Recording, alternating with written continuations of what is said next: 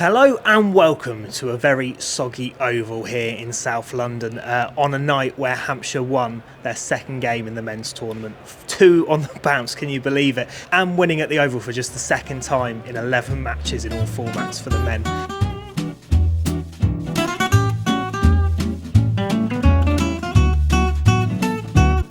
It had been a horrible grey day all day up here in London.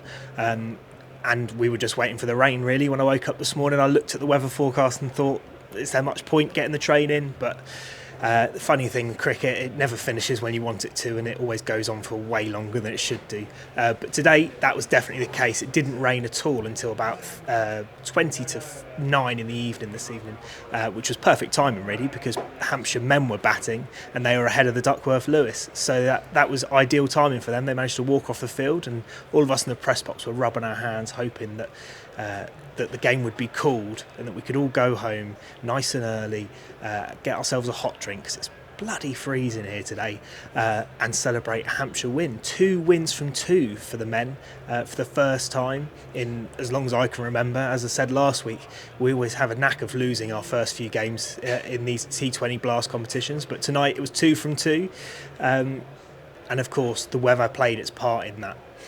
But it was the women who were up first, and that was a slightly more disappointing result, but one hell of a knock from Ella McCacken. Unfortunately for the women, it was a story of dropped catches. They dropped 4 tonight on their way to conceding 213 for 4 after George Randall's won the toss and elected to bowl. There were 50s for Danny White-Hodge, of course, ex-Vipers girl, who's moved up here to Surrey, playing against some of her old teammates. And Grace Harris as well, the Australian overseas. The pair were both dropped as part of the 4 catches, and Grace Harris was even a missed run-out opportunity, which was completely unbelievable to watch at the time. Harris actually should have been run out on 1 with both batters running to the same end, but the throw into the bowler Charlie Knott, the other Australian, this time for Hampshire, was so poor that in the time it took to gather the ball and have a shot at the stumps, which by that point she was miles away from, an underarm shy from about a metre away, the ball missed the stumps and Harris had time to scamper through it when she was absolutely cooked, and that was on 1. Grace Harris went on to score 63 from 35 with 5 fours and 4 sixes, and she was dismissed in the 19th over when she tried to ramp Freya Davies to Mary Taylor at short fine leg. The other standout batter for Surrey was Danny White-Hodge, who was caught for 62 from 41 balls, scoring 7 fours and 2 sixes after she was dropped as well off the bowling of Freya Davies.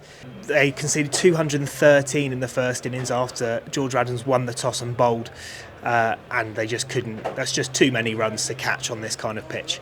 But they put an incredible effort in. Ella McCacken scored 3rd 50 in as many games for Hampshire. She's in incredible form, and she scored 81 from 50 balls tonight.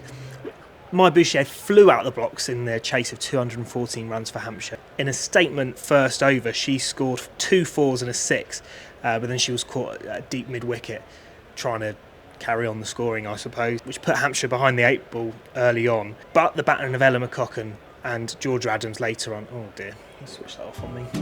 It's all gone dark.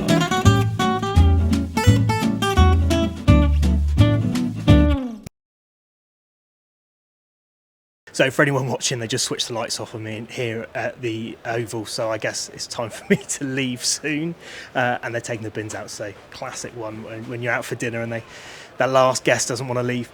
I'll very quickly run you through the men's result as well.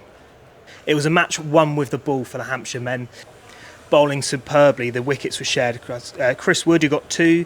Bjorn Fortuin took his first wicket for Hampshire, the overseas South African left-arm spinner. John Turner took 2, and Scott Curry took figures of 2 for 17. I spoke to him just a moment ago.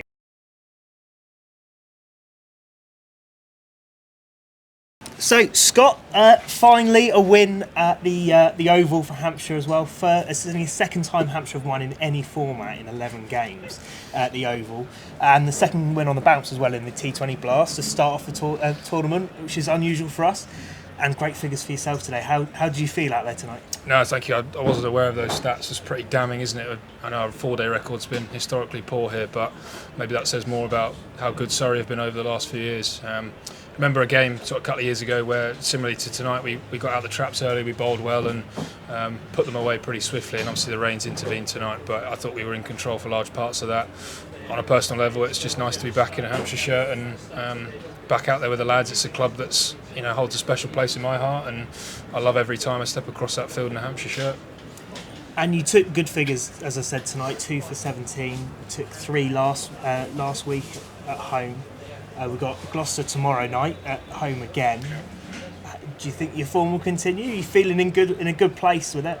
I don't know. I think I've played enough now to know that T20 is quite fickle. When you get on a run, you have to try and enjoy it and go with it. But I don't prepare any differently if I go none for 50 or I go, like a good night tonight. It's the process stays exactly the same, and I just try and keep my head down, work as hard as I can do, and hope for the best really, because that's all you can do. T20's got a funny way of sort of biting you on the backside if you get too carried away. And at the moment in this early stage, it's about doing my bit and trying to do my role, whatever's asked of me, and hopefully getting more wins on the board. And it was a win via Duckworth Lewis tonight. What are the conversations like with your captain and the coaches in the back room when they're out there batting and you're trying to stay ahead of that rate? What's the message with the batters?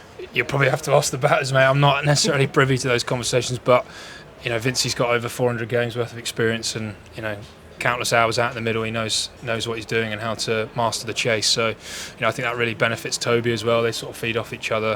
There would have been those conversations going on about Duckworth Lewis. The sheet of paper comes around with the scores you need to be on at certain times. So, it's largely about not losing wickets really, but you have to try and get the runs too. And then once you're past that 5 over mark, you're then sort of waiting to see what happens. But as I just said over there, you can sometimes be on the right end of it, and sometimes you could be on the wrong end of it. And fortunately for us, we were on the right end tonight.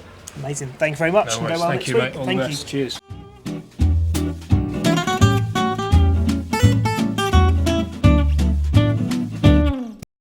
It was a really tough day for Surrey with the bat.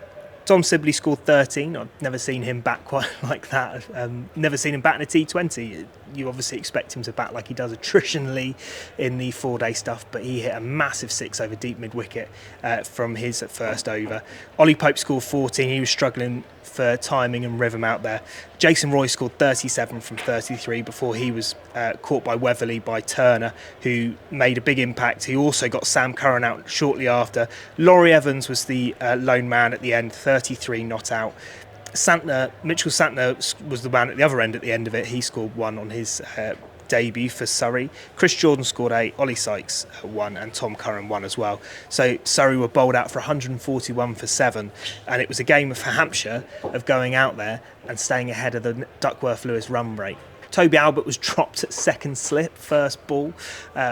Crazy field setting for Surrey, but I suppose you have to play like a 4-day game when you've got a low chase. So they dropped by Jason Roy at second slip, first ball, and then him and James Vince combined, and they just stayed at the crease out there nicely until the rain came. They scored 63, which was 15 ahead of the Duckworth Lewis Stern total, and they managed to see us home. So that means Hampshire are 2 from 2 after 2 matches played. Can you believe it? It's Gloucestershire on Friday. Tomorrow, we'll see you down at the Utilita Pole. I'm seriously excited for that one, and maybe, just maybe, we're well on our way to a Vitality Blast finals day. Thank you very much for joining me here at the Oval, and I'll see you all tomorrow down in Hedge End.